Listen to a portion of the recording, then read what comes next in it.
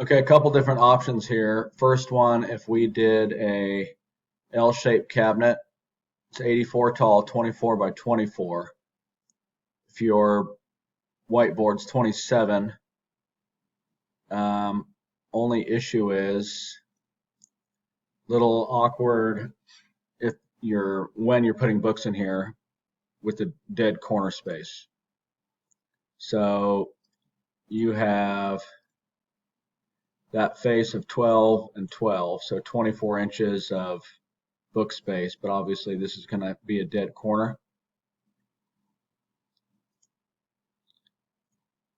Option two, if we just do something like you currently have, at an angle, and this might be usable someplace else if you guys ever move, and this cabinet is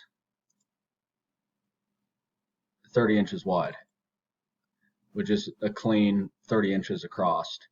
And what I could probably do, because there were some issues with these sagging, these shelves sagging, this is 3/4 inch thick material, but if we just changed it to like 1 inch, or even made it out of what I'd probably do actually is just, instead of the melamine, which is a particle board core, which is quite common of what these cabinet cases are made out of, plywood. Just much stiffer material, but 30 inches. So you have more storage space, but maybe you could consider it kind of awkward being installed this way at an angle. And if we did that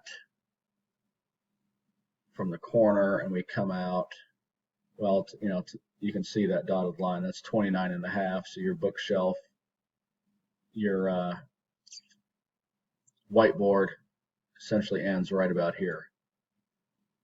So if we back this up and maybe go 24,